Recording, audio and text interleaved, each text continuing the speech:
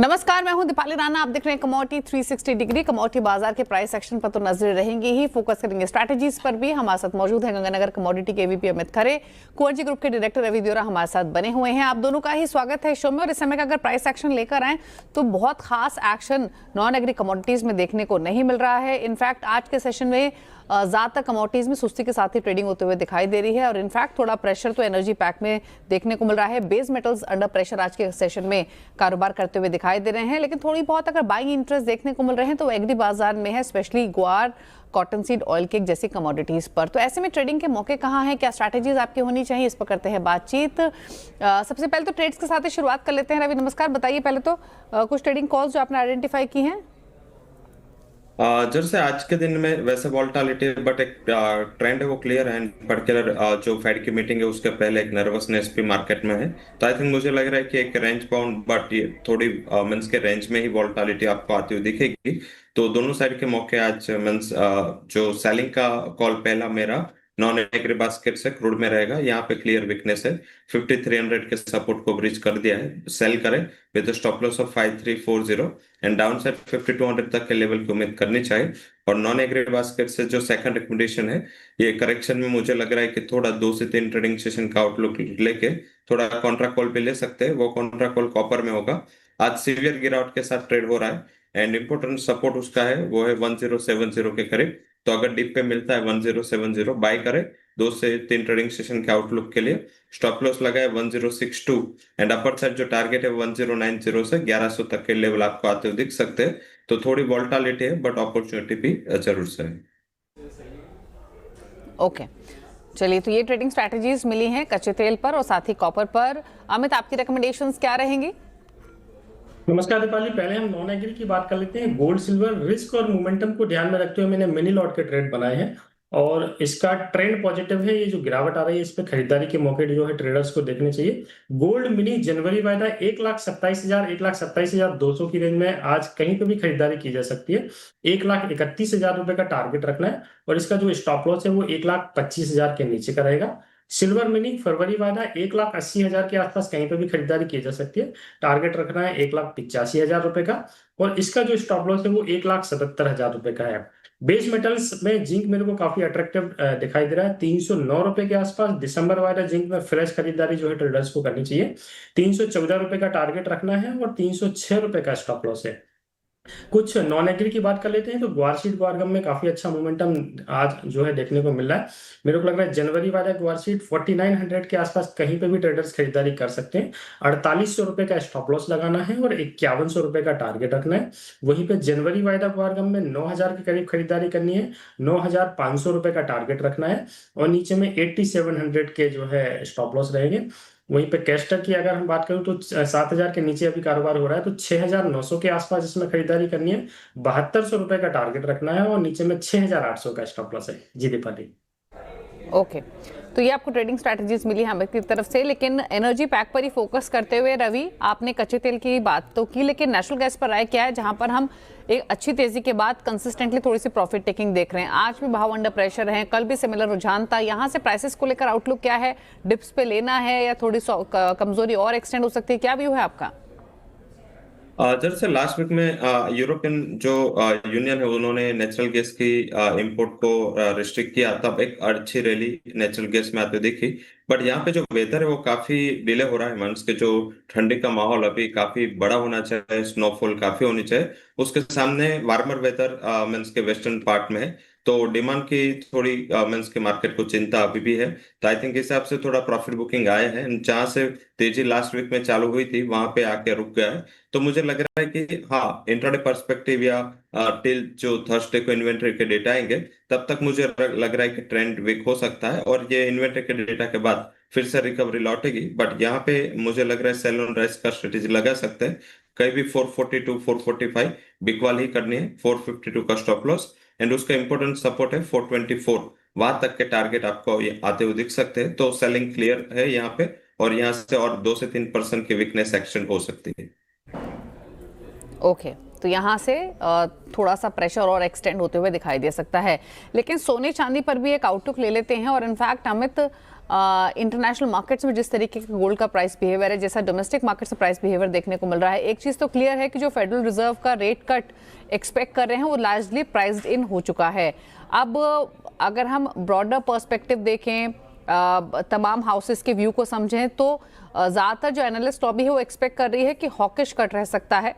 Guidance forecast definitely important रहेगा, लेकिन next year के लिए फर्दर एजिंग को लेकर हाई थ्रेशहोल्ड का सिग्नल मिल सकता है। आप क्या एक्सपेक्ट कर रहे हैं फेड मीट से, और लाइकली आउटकम जो आप एंटिसिपेट कर रहे हैं, क्या इम्पैक्ट उसका आप प्राइसेस पर देखते हैं? दीपाली, मेरे को लग रहा है 0.25 के आसपास का रेट कट इस बार आ सकता है और ये मार्केट को एक पॉजिटिव इंडिकेशन देगा। प्राइस निचले स्तरों से एक अच्छी रिकवरी कर चुके थे, तो ये हल्की फुल्की मुनाफा वसूली प्राइसेस में जो है देखने को मिल सकती है। जैसे ही रेट कट का न्यूज आएगा, मेरे को लगा प्राइस में वापस फिर से एक नए हाई सोने चांदी में देखने को मिलेंगे। इंटरनेशनल स्पॉट के अकॉर्डिंग अगर हम गोल्ड की बात करें तो 4250 के आसपास के इसमें 2 से 3 बार लगभग करेक्शन आ चुका है और प्राइस यहाँ से करेक्ट होते हैं तो नीचे में 4130 4120 के आसपास बॉटम बनाते हैं।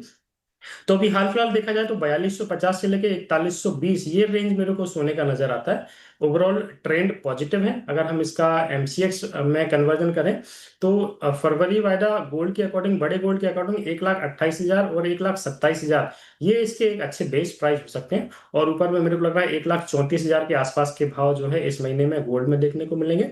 वहीं पे सिल्वर की अगर हम बात करें तो लोअर साइड में 175 इसका एक अच्छा बेस हो सकता है और ऊपर में मेरे को लग रहा है 191 के आसपास की रेंज जो है इस महीने के एंड तक इसमें देखने को मिलेगी। जी दीपाली। ओके, इनफैक्ट रवि, आप क्या एक्सपेक्ट कर रहे हैं फेड मीटिंग से, और आपका व्यू क्या है सोने चांदी पर इस इवेंट के मद्देनजर? जर से आई थिंक मुझे भी लग रहा है कि आपने राइटली पॉइंट आउट किया कि कट होगा, बट हॉकिश कट होगा। एंड पर्टिकुलर जिस हिसाब से यूएस की ट्रेजरी यील्ड है 4 के लेवल पे आ चुकी थी और यहाँ से 10 इयर्स जो बॉन्ड यील्ड है वो रिकवर होकर अभी 4.18 का मींस के लेवल आ चुका है। तो आई थिंक अगर ये डविश कट होना था तो अभी जो बॉन्ड यील्ड है वो कहीं 3.90 या 3.90 के नीचे होती।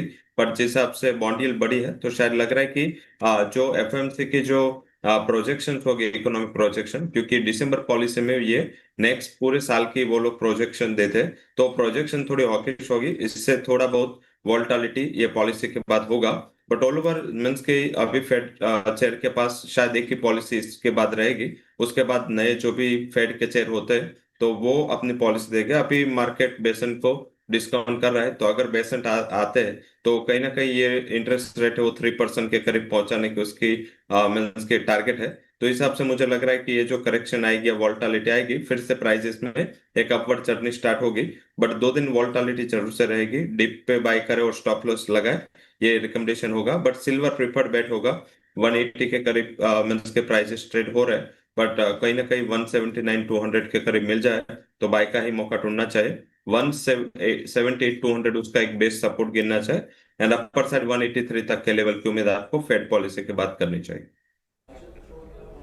ओके, चलिए, तो ये बात हुई फेड पॉलिसी के लाइकली आउटकम की और उसके लाइकली इम्पैक्ट की। लेकिन अब कुछ और स्ट्रैटेजीज पर बात करते हैं। अच्छा अमित, आपने एग्री बाजार में ट्रेड्स रेकमेंड किए। ग्वार सीड का आपने जिक्र किया। ग्वार सीड काफी बीटन डाउन कमोडिटीज रही हैं। फाइनली थोड़ा बाइंग इंटरेस्ट देखने को मिला है। अब देखना होगा कहाँ तक ये मोमेंटम जाता है। लेकिन सिमिलरली अगर हम स्पाइसेस के पैक को देखें तो यहाँ पर एक अच्छी परफॉर्मेंस हमने जीरे और कोरिएंडर में देखी थी। कमन्स कोरिएंडर दोनों में ही थोड़ी सी प्रॉफिट टेकिंग अब हम रिसेंटली देख रहे हैं। क्या व्यू है इन दोनों स्पाइसेस पर?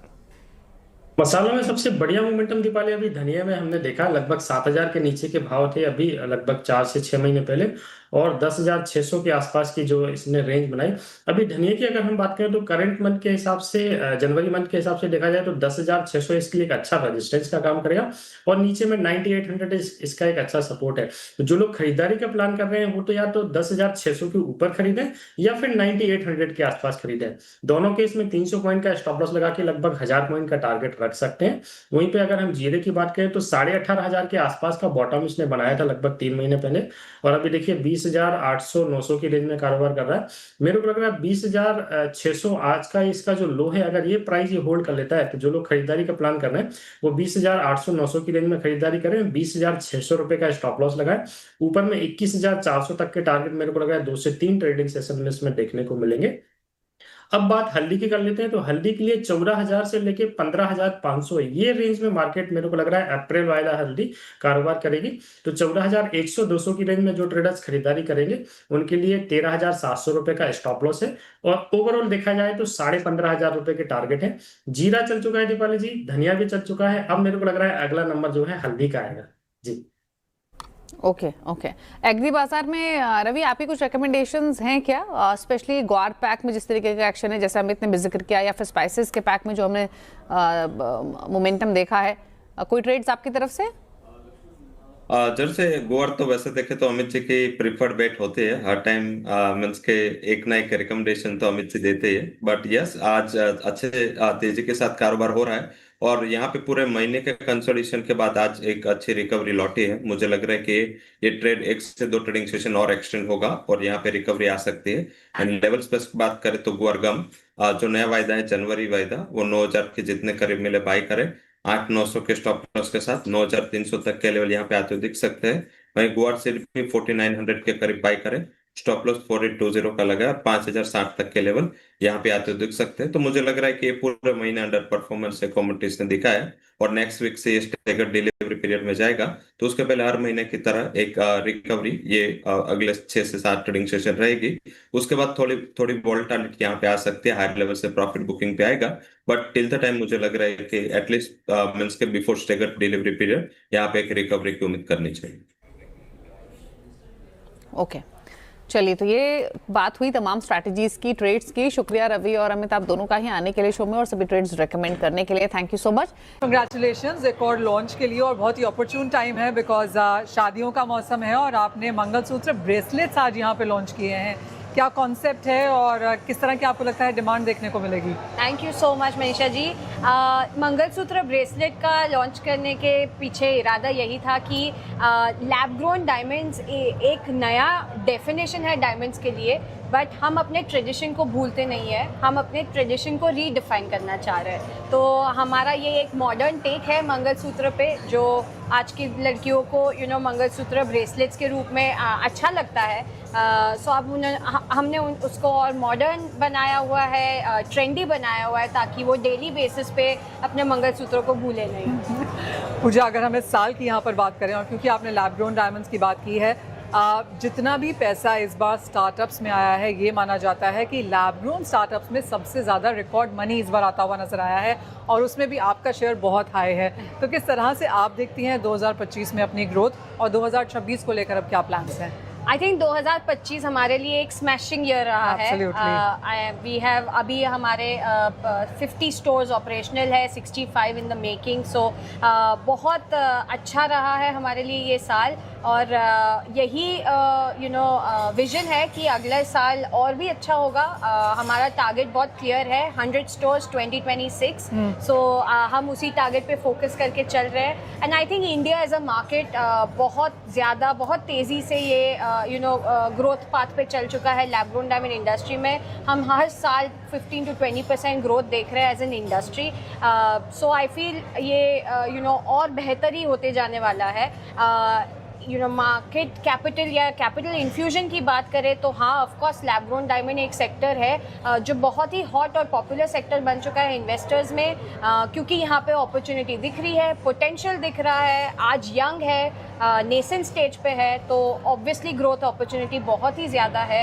इंडिया में एक्सपेक्ट कर रहे हैं कि अगले 5 साल में $1 बिलियन का मार्केट हो जाएगा, which is close to 12.5% of the total diamond industry. तो आई थिंक ये ग्रोथ को देख के ही, ये पोटेंशियल को देख के investors are all very very excited about lab grown diamonds. मुझे आप कहेंगे अब लोगों में अंडरस्टैंडिंग है कि लैब ग्रोन क्या है, कैसे बनता है, प्राइस पॉइंट सबको पता है, लेकिन द होल आइडिया अबाउट कि ये सस्टेनेबल है, कॉन्शियस प्रोडक्ट है, क्या अब लोगों को ये चीज़ समझ में आ गई है? 100%। आई थिंक सबसे पहली बात यही थी कि असली है या नकली, क्या बोले लैब ग्रोन डायमंड्स को। आई थिंक वो कंज्यूमर्स के पास पहुंच चुका है कि ये एकदम ही असली डायमंड है। जब कोई फ़र्क नहीं है तो फ़र्क के पैसे क्यों दे, ये आज का कंज्यूमर बोल रहा है। सो आई थिंक कंज्यूमर समझ चुका है कि ये असली तो है, पर उसके साथ साथ उसके जो सस्टेनेबल बेनिफिट्स है, प्राइस पॉइंट के जो बेनिफिट्स है, आई थिंक वो सबको देख के कस्टमर लैब ग्रोन डायमंड्स की तरफ और ज़्यादा झुक रहा है। ऑल्सो आज का कंज्यूमर बहुत ही स्मार्ट हो चुका है, उनको यूटिलिटी की they want pieces for from a utility perspective.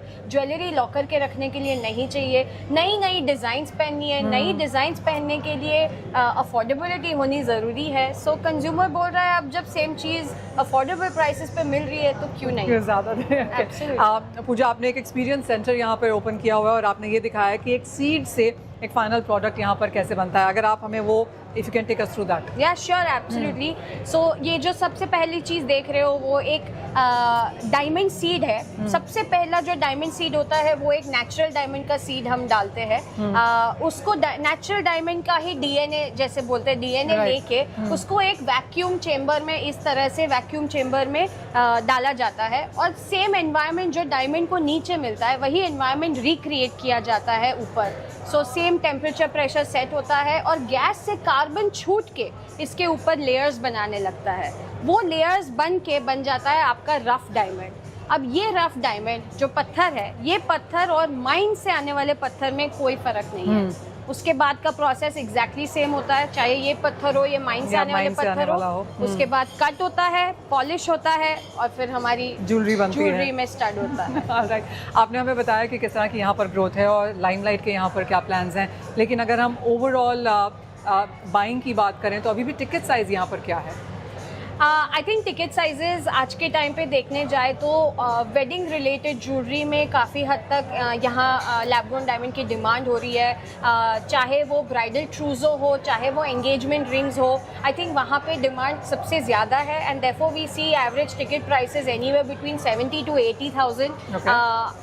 अभी आई थिंक एक दौर ऐसा भी आएगा जब हम पूरी रेंज देखेंगे लैब ग्रोन में, सबसे अल्ट्रा लग्जरी पीसेस भी देखेंगे। हमने बेचे हैं, हमने 21 कैरेट का हार्ट शेप रिंग भी बेचा हुआ है, हमने 20 कैरेट के डायमंड इयररिंग्स भी बेचे हुए हैं। 15 कैरेट पहना हुआ है। 15 carat marquise diamond. So I think बड़े स्टोन्स का भी अब डिमांड बढ़ेगा and at the same time affordability में यंगर जनरेशन को जो ज़्यादातर पहनना है, आई थिंक उसकी भी ज्वेलरी की डिमांड ज़्यादा हमको दिखाई देगी। पूजा, बहुत शुक्रिया हमारे साथ आज यहाँ पर जुड़ने के लिए। Thank you, my pleasure Manisha ji.